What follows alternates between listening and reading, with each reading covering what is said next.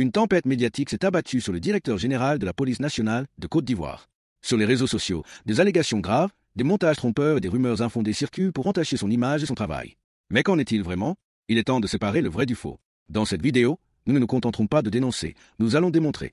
Preuves à l'appui, documents officiels et décryptage minutieux, nous allons méthodiquement démonter les fausses informations qui visent le premier policier du pays. Notre objectif, rétablir la vérité, loin des polémiques stériles et au plus près des faits.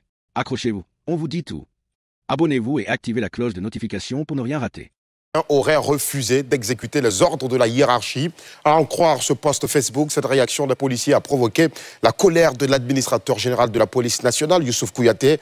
Dans le message que l'on lui prête, il dit par exemple ceci: « Il m'a été donné de constater que les instructions précédemment émises concernant la sécurisation des emprises ne sont pas rigoureusement appliquées.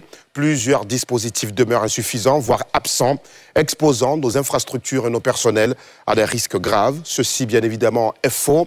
Un message officiel de la police nationale ne se présente pas sous cette forme. Il est en général écrit comme ceci, en respectant une certaine typographie et un style d'écriture propre à la police nationale. Les messages sont courts, codés, concis et orientés vers l'action. Pas de phrases longues, ni de justification, comme c'est le cas dans le texte objet de notre vérification. La police aussi utilise énormément de sigles et d'acronymes internes. Il faut donc être du corps pour en comprendre la portée. Par ailleurs, un message de police se termine toujours par une formule codifiée.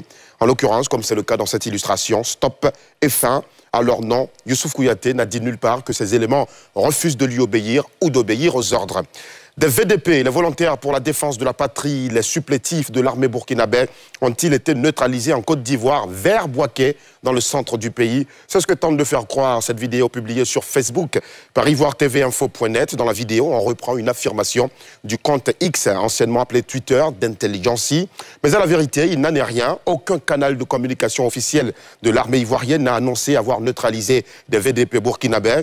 Par ailleurs, la vidéo qui illustre ces propos est truffée de séquences totalement sorties de contexte. Par exemple, regardez celle-ci. Elles n'ont pas été tournées en 2024. Ce sont des extraits d'un reportage que nous avons retrouvé sur le compte YouTube de nos confrères de RTI Info. Il date du 7 février 2022 et a été tourné par un certain Alassane Drabo-Parguin, un dossier pour comprendre la politique globale de lutte contre le terrorisme à Kafolo et Toubon, dans le nord-est du pays. Alors ceci est faux. L'armée ivoirienne n'a pas annoncé avoir neutralisé des VDP burkinabés vers Bouaké. Par ailleurs, question tout à fait bateau. Quelle est cette partie de Bouaké, dans le centre de la Côte d'Ivoire, que l'armée ivoirienne ne s'est pas nommée et qu'elle appelle vert? Vous me donnerez la réponse. Et mettent en avant les jeunes. C'est le cas du RHDP, le Rassemblement des oufouettistes pour la démocratie et la paix, qui a lancé le mouvement Ado Girls and Boys, dont l'objectif est de mettre au front ces jeunes pour une large diffusion de la vision du candidat du parti. Nous avons ratissé beaucoup de visages nouveaux, beaucoup de jeunes cadres hyper compétents, beaucoup de jeunes, qu'ils soient étudiants, c'était informel. Toutes les régions de la Côte d'Ivoire sont représentées. Cela à l'image donc de ce que le président Ouattara a fait au nom du RHDP et de la Côte d'Ivoire. C'est cette équipe composée d'hommes et de femmes engagés qui va occuper le terrain dès le vendredi prochain pour assurer au président de la République une victoire dès le premier tour. La jeunesse, c'est la ligne de front de chaque candidat en lice pour ces prochaines élections. Awa Dombello, de son côté, a nommé Franck Stéphane Dédi, coordonnateur national et diaspora des bénévoles. Se retrouvant en première ligne de campagne, ces jeunes occupent désormais une place de choix pour ces élections présidentielles. Alors, suite à ces nominations, je vais m'adresser d'abord aux principaux concernés. Est-ce que cela veut dire que vous êtes au cœur de la campagne de vos candidats, Franck Stéphane Dédi? Oui, bien sûr. Parce que le candidat Awa Dombello fait une part belle à la jeunesse dans son projet donc, de société.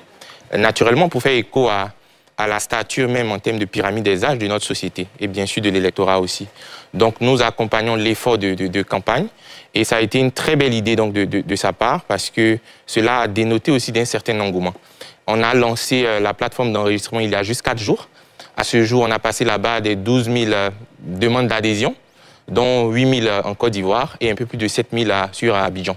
Et donc nous allons concrétiser cela donc, physiquement le jeudi prochain à partir de 15 h au Palais des Sports de Trècheville, où tous ces bénévoles-là viendront à la rencontre donc, de ce leader charismatique qui est le ministre Awa Dombello pour écouter le message qu'il a à leur adresser. Et cela va donner, on va dire, en prélude du lendemain du lancement donc, de la campagne. Donc oui, nous sommes au cœur de la campagne, en tout cas de notre côté.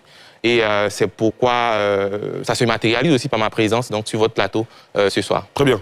Nzi Kokora, je vous pose la même question. Vous vous sentez au cœur de la campagne du candidat à la Bien évidemment, et vous venez donc, votre élément vient donc de le prouver, que le président Ouattara a toujours placé la jeunesse au cœur donc, de sa gouvernance, de son action. Et donc depuis hier, la direction de campagne chargée donc, de la jeunesse a dévoilé donc, les membres de son équipe. Et je peux vous assurer que hier, la salle donc, de l'hôtel Ivoire était pleine à craquer, que ce soit à l'intérieur comme à l'extérieur, de nouveaux visages. Certains qui ne sont pas donc membres du RHDP, mais qui ont décidé volontairement d'intégrer l'équipe de la jeunesse afin de prendre une option sérieuse sur la victoire donc, du président Ouattara. Et aujourd'hui, vous venez donc de remarquer que le concept Ado Boys et Ado Girls a été donc dévoilé. Et vous verrez des visages très connus de notre société, des anonymes également, donc, qui participeront à cette campagne. Et tout ça démontre et témoigne donc de la volonté du président Ouattara de faire de la jeunesse le socle donc, de son action gouvernementale, mais aussi confier sa campagne donc, à la jeunesse pour une victoire certaine au soir donc, des élections présidentielles 2025. Alamine Fofana, comment vous analysez cette montée en puissance des jeunes dans les états-majors politiques à quelques 2 semaines de ce scrutin? C'est une sorte de rattrapage. Hein. Après, c'est de bonne guerre quand on sait qu'on a toujours dans un discours, on veut céder la place à la jeunesse. Lorsqu'on n'arrive pas à le faire de manière manifeste en ce qui concerne la magistrature suprême, il faut qu'au moins les jeunes soient relativement visibles en ce qui concerne les campagnes. Par rapport d'abord au RHDP, je suis aussi stupéfait de la constance du parti parce qu'en dépit de tout ce qui est dit comme c'est le parti qui va écraser, mais ils sont toujours dans une dynamique constante et cohérente. Quand on voit aujourd'hui l'équipe jeunesse du RHDP, en face, il n'y a pas une équipe qui peut, comme on le dit dans le jargon, s'arrêter à côté de cette équipe-là. Il y a une volonté de décentralisation manifeste qui va de cadre en cadre, de cadre en sous-cadre, pour faire en sorte qu'on crée un sentiment d'appartenance au projet commun. Quand vous prenez une équipe de campagne, si on a 20 personnes, c'est 20 personnes, c'est 20 familles. Et ces différentes familles-là se sentent appartenir au programme de gouvernance qui va être défendu par le parti au pouvoir. Concernant le concept Ado Girls et Ado Boys, c'est une vieille recette qui refait encore surface parce qu'en 2010, ça a été aussi utilisé. J'ai une anecdote par rapport à ça. Quelqu'un nous expliquait que lorsque les filles partaient dans les contrées, par le charme aussi, dans la manière de parler, de convaincre, ça attirait beaucoup. Et il y a même un monsieur qui était très hostile au président Alassane Ouattara. Le président Alassane Ouattara a été déplacé à son domicile et il a été tellement surpris par la chose que finalement, il a donc, c'est des stratégies qu'on a déjà vues, qui sont remises sur la table et qui continuent encore de faire leur bout de chemin. Maintenant, par rapport aux autres partis, vraiment, on ne voit pas de stratégie claire, ou bien on est dans un système de concentration où on compte, par exemple, sur une personne qui, clairement, ne peut pas forcément pénétrer l'étendue du territoire ivoirien, comme c'est le cas du candidat Ouattara Melo, comme le représentant est là.